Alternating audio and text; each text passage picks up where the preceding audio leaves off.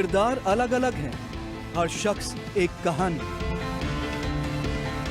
हम सब के बीच की ये रवानी, सुनते हैं स्टार्स की कहानी, उन्हीं की जुबानी। हर कहानी एसएमईज को कुछ बताएगी, कुछ सिखाएगी और आगे बढ़ाएगी।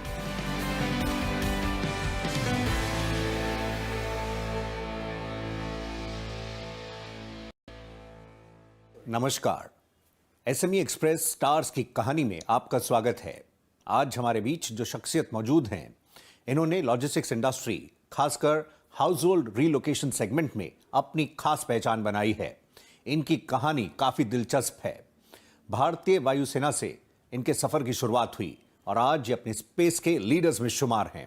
आइए स्वागत करते हैं Ramesh Agarwal, founder Agarwal packers and movers का। रमेश जी नमस्कार और शुक्रिया हमें समय देने के लिए, हमें ज्वाइन करने के लिए sir, thank you. Ramesh ji आइए बातचीत के सिलसिले को शुरू करते हैं। लॉजिस्टिक्स इंडस्ट्री में बदलाव की हवाएं चल रही हैं और टेक्नोलॉजी का यूजेज बिजनेसेस को, कारोबार को रीडिफाइन कर रहा है। आप इस बदलते दौर को किस तरह से रीड कर रहे हैं? सबसे पहले तो अपने को ये समझना पड़ेगा कि लॉजिस्टिक है क्या। आज जैसे रक्तचाप है किसी भी शरीर की, उसी तरह किसी भी इकोनॉमी की रक्तचाप आज लॉजिस्टिक है। उसके बगैर कोई भी संभव ही नहीं है। आज आसाम में चाय पत्ती पैदा होती है, मगर संभव जब हो पाएगी जब लॉजिस्टिक की सप्लाई चेन प्रॉपर हो, तो मैं बम्बे और दिल्ली, हैदराबाद उसका एंजॉय कर सकता हूँ। कश्मीर का एप्पल मैं यहाँ एंजॉय कर सकता हूँ। तो इट्स अ मस्ट। लॉजिस्टिक की जो रक्तचाप है ये हमको मानना पड़ेगा। उसके बाद जो आज से यदि हम कहें कि 15-20 साल पहले वो हमारा सारा मैनुअल होता था, ट्रेडिशनल होता था, जैसे साधन थे वैसे हम यूज़ करते थे। नहीं कहते कि वो बुरे थे, पर अवेलेबल साधनों को हम बेस्ट यूज़ करते थे। पर अब तो टेक्नोलॉजी आ गई, वो सारी हाथों पे हो गई। अब आप जैसे हमारी कंपनी के बारे में कहेंगे, अग्रवाल पैकर्स के बारे में, अक्रॉस दी कंट्री हमारे पास ऑफिस है। अब 1 मिनट के अंदर हम अपने ग्राहक को ये कहते हैं कि सर आपने घर पे हो, अपना कैमरा ऑन कर लीजिए। टेक्नोलॉजी से वो अपने घर की पिक्चर लेता है, सारा सामान दिखाता है, हमारे कंप्यूटर में फीड होता है। उसके बाद ऑटोमेटिकली कैलकुलेट हो जाती है कितना क्यूबिक फीट माल है, फिर कैलकुलेट हो जाती है कितना कौन से साइज का ट्रक लगेगा, कितना सामान पैकिंग का इशू होगा। तो टेक्नोलॉजी ने तो ये गजब कर दिया। ये तो एक एस्पेक्ट है।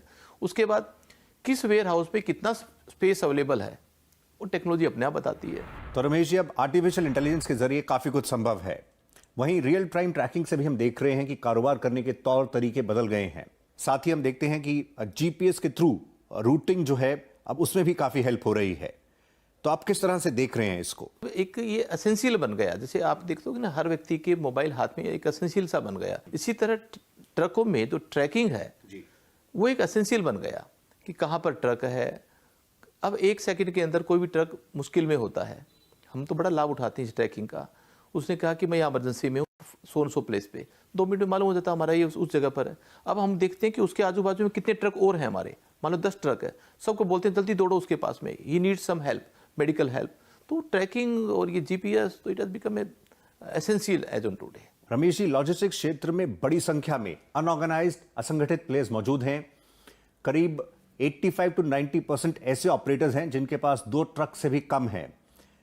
ऐसे में आप इंडस्ट्री में कोलैबोरेशन के रोल को किस तरह से देख रहे हैं? स्मॉल साइज लॉजिस्टिक्स कंपनीज अपने सिस्टम्स को कैसे बड़ी कंपनीज के साथ इंटीग्रेट कर सकती हैं और आगे बढ़ सकती हैं? आपका अनऑर्गेनाइज्ड प्लेस के लिए क्या मैसेज होगा? जीएसटी से पहले यदि हम कोई बात करेंगे तो एक माइंडसेट था कि कभी हो ही नहीं सकता, पर जीएसटी के बाद ये माइंडसेट बदल गया और लोग तेजी से अनऑर्गेनाइज की बजाय now going to be organised. क्योंकि जीएसटी में क्या हो गया, जैसे टैक्स लगता है वो अल्टीमेटली एक जगह टैक्स लग गया, उसके बाद उसका आईटीज मिलता रहता है, इनपुट मिलता रहता है, दूसरा, तीसरा, चौथा, और लास्ट में कंज्यूमर्स को जाने के बाद खत्म हो जाता है। अब अनऑर्गेनाइज जो भी इसमें काम करेंगे तो वो इनपुट नहीं ले सकते। जब वो इनपुट नहीं ले सकते तो उसका एक बड़ा रेवेन्यू नुकसान होगा। तो आज क्या हो रहा है कि जब 85 to 90% जो 2 ट्रक 3 ट्रक के जो मालिक है, उनके पास एज सच कोई इस तरह का अकाउंटेंट या बुक्स मेंटेन करने की बड़ी मुश्किल होती है। मेरे पास अपने ट्रक 1500 है और मेरे को 3000 ट्रक बाहर वाले के चाहिए जिसके 2-3 ट्रक है। तो मैं उनको एडवाइज करता हूँ कि भाई आपकी बुक्स मेरी कंपनी मेंटेन कर देगी, मगर आप यू बिकम ए ऑर्गेनाइज्ड। उससे लाभ क्या होगा उसको? उसको जो जीएसटी का आउटपुट है, इनपुट है, वो मिल जाएगा। रमेश जी, आप ऑल इंडिया ट्रांसपोर्ट वेलफेयर के भी अध्यक्ष हैं।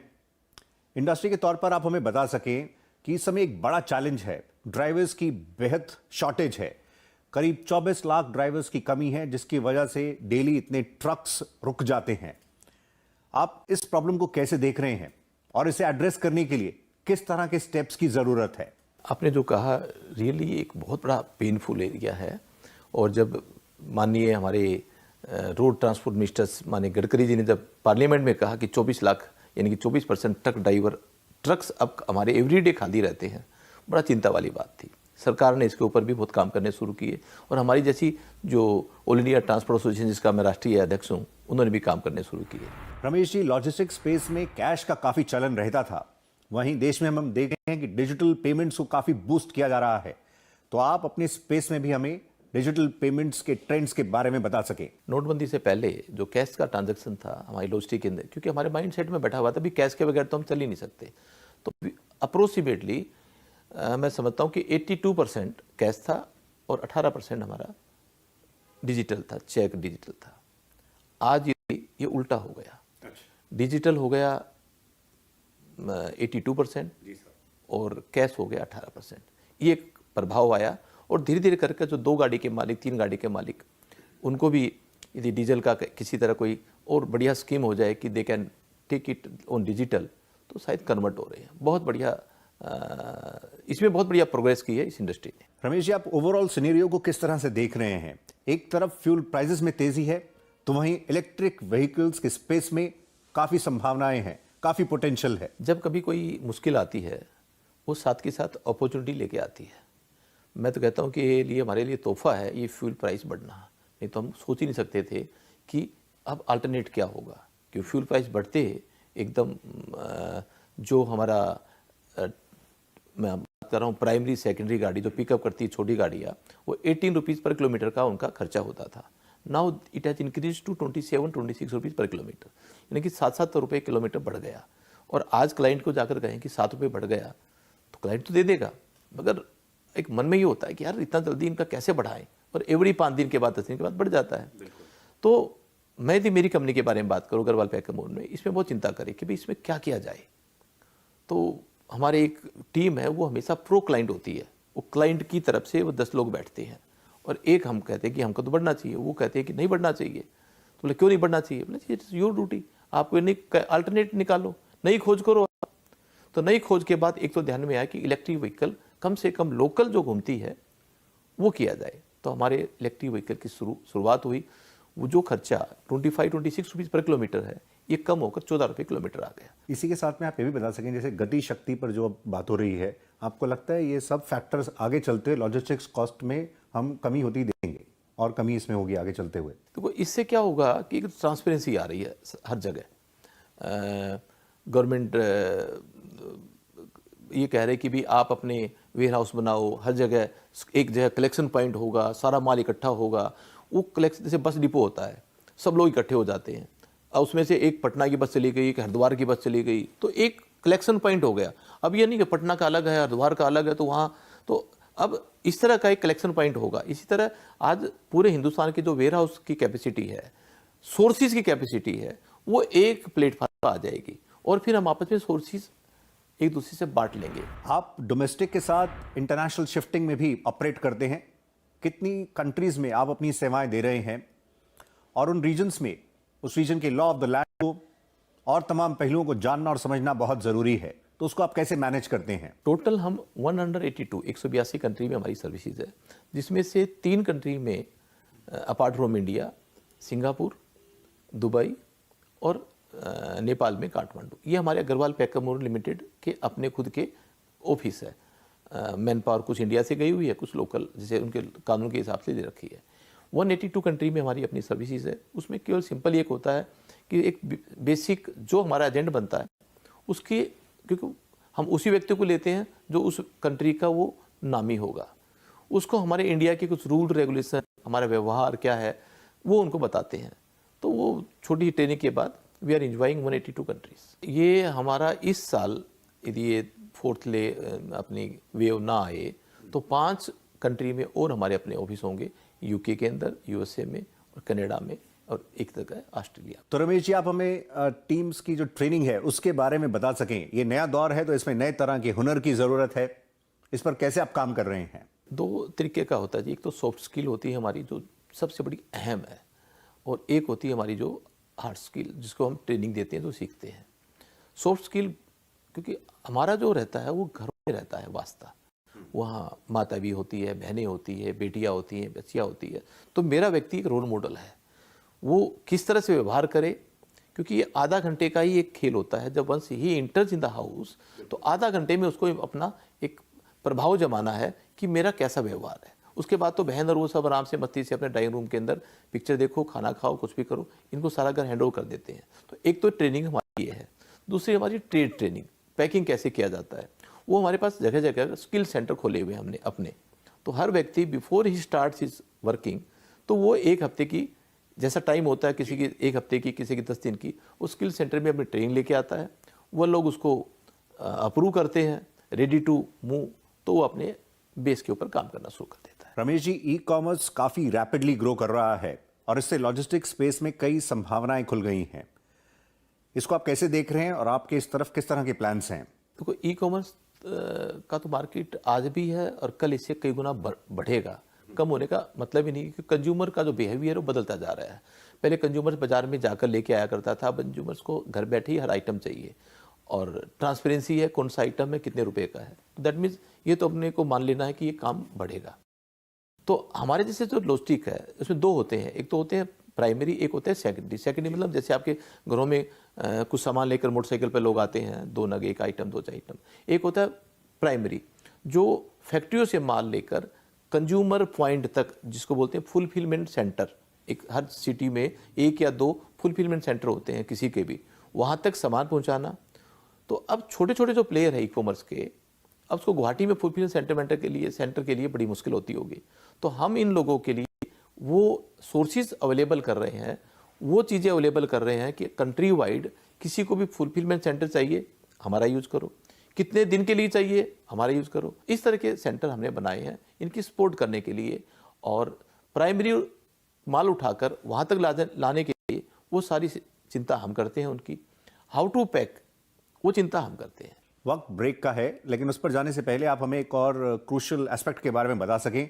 आपके स्पेस में कई फेक कंपनीज ऑपरेट करती हैं, उनको लेकर कई शिकायतें भी आती हैं, पुलिस स्टेशंस में कंप्लेंट्स भी होती रहती हैं।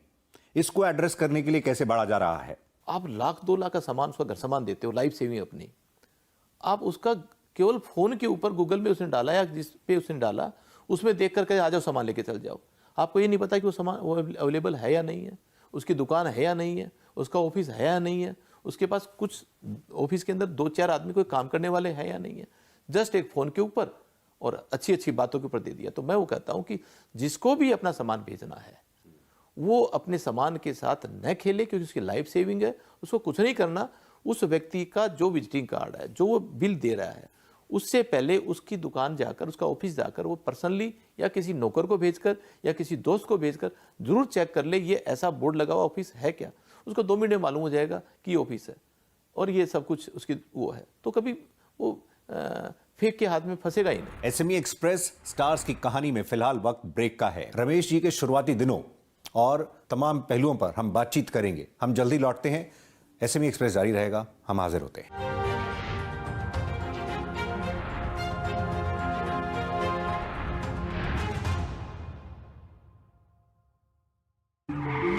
देखें कौन नया खिलाड़ी आया है। आपका चहेता चैनल ज़ी बिजनेस अब आपके फिंगर टिप पर। लाइव टीवी, देश दुनिया, शेयर बाजार और बिजनेस वर्ल्ड का सारा एक्शन हिंदी और इंग्लिश में। कमोडिटी मार्केट का हर अपडेट, कंज्यूमर और कारोबार के साथ सियासत, खेल, मनोरंजन और लाइफस्टाइल, टेक्नोलॉजी, ऑटो और एजुकेशन की हर हलचल, कहीं भी कभी भी।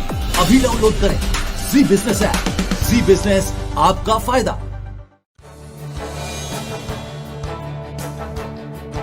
डीजल सीजन में आपको क्या चाहिए? सबसे पहले और तेज नतीजे, सही और सटीक विश्लेषण, नतीजों से पहले नतीजों के वक्त और नतीजों के बाद शेयर के भाव का उतार चढ़ाव और परफेक्ट मूवमेंट, तीनों परफेक्ट मिलेंगे आपको सिर्फ जी बिजनेस पर। देखते रहिए।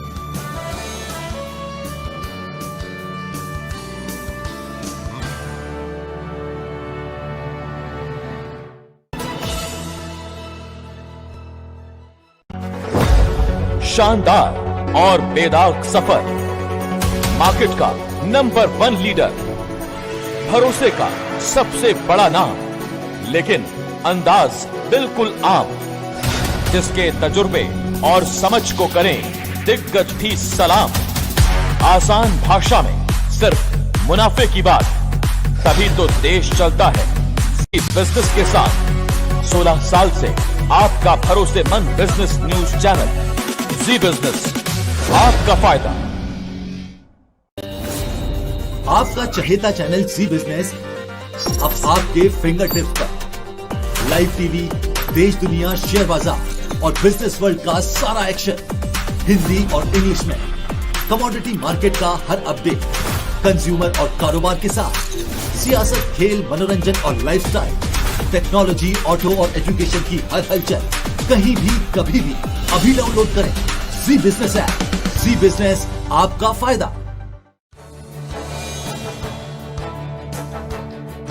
डीजल सीजन में आपको क्या चाहिए? सबसे पहले और तेज नतीजे, सही और सटीक विश्लेषण, पहले नतीजों के वक्त। Welcome back. आप देख रहे हैं एसएमई एक्सप्रेस स्टार्स की कहानी। आज हमारे साथ मौजूद हैं Ramesh Agarwal, founder Agarwal packers and movers. आइए बातचीत को आगे बढ़ाते हैं।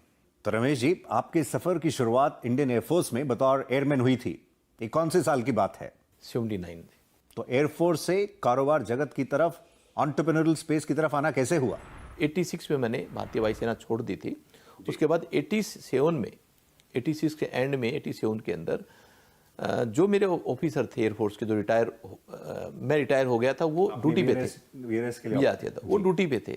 मैं वहाँ से फिर सीधा हैदराबाद चला गया और हैदराबाद के अंदर उन्होंने किसी तरह मेरे को ढूंढा, कॉल किया और उनसे मुलाकात हुई। वो मेरे से शुरू से इम्प्रेस थे, क्योंकि मैं ड्यूटी के मामले में 5 आदमी के बराबर अकेला काम करता था, ऐसा मेरा मानना है। तो एयरफोर्स में जब भी मैं निकला तो मेरे को भी कुछ धनराशि थी, वो भी मैंने बारबेडोस को वहाँ पर देकर आ गया था। तो एक मेरा इंप्रेशन उनकी नज़रों में बहुत बढ़िया था। तो उन्होंने बुलाया, क्या करते हो? मैंने कहा कि अभी तो कुछ सोच रहा हूँ। Then they said, why not you start shifting? यहाँ तो कम से कम 100-150 ऑफिसर है, हर हफ्ते एक ऑफिसर का ट्रांसफ़र होता है। मैं बोला, काम तो बहुत बढ़िया, मगर मेरे को तो करना नहीं आता। तो उन्होंने कहा कि तुम्हारे लिए कोई मुश्किल नहीं है, तुम जिस तरह से वहाँ पर स्टेशन में काम करते थे, तो हम तो इतना कॉन्फिडेंस है, तुम जहाँ भी हाथ लगाते हो अपने आप शुरू हो जाएगा। छोटे भाई उस टाइम पर मेडिकल पढ़ रहे थे।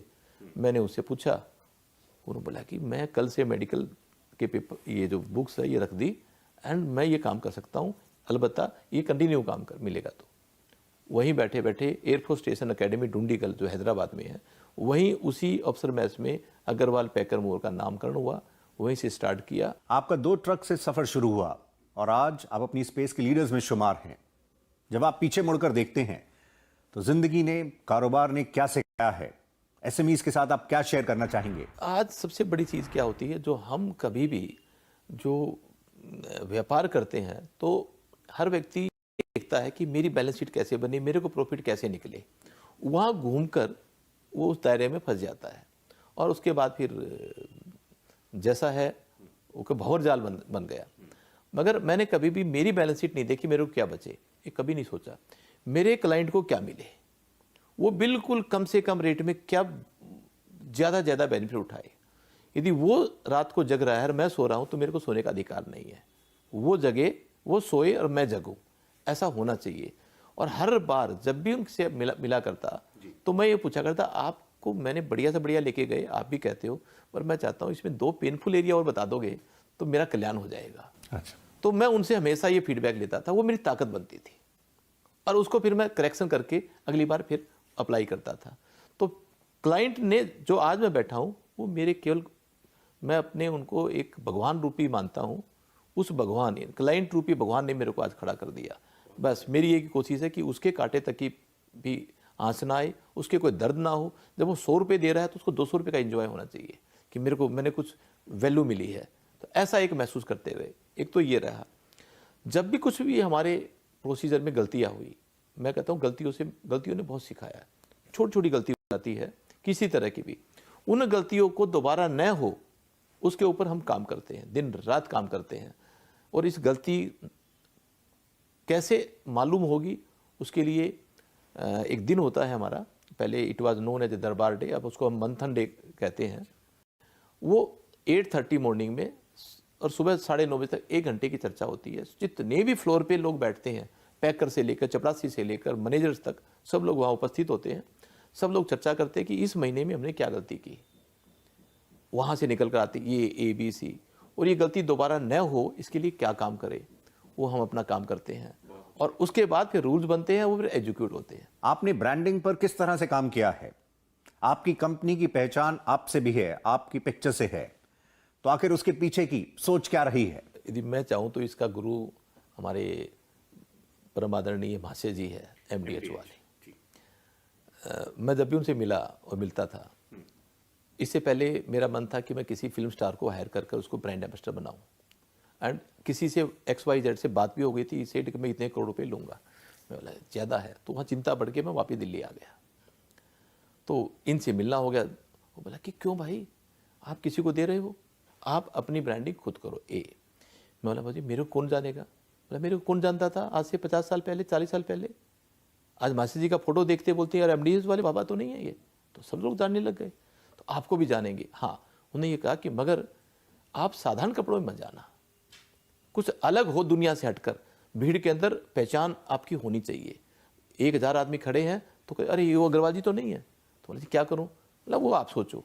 देन अल्टीमेटली मैं सोचा कि मैं मिलिट्री रिटायर्ड हूँ, कैप की हम बहुत इज्जत करते हैं, तो let us start with the cap.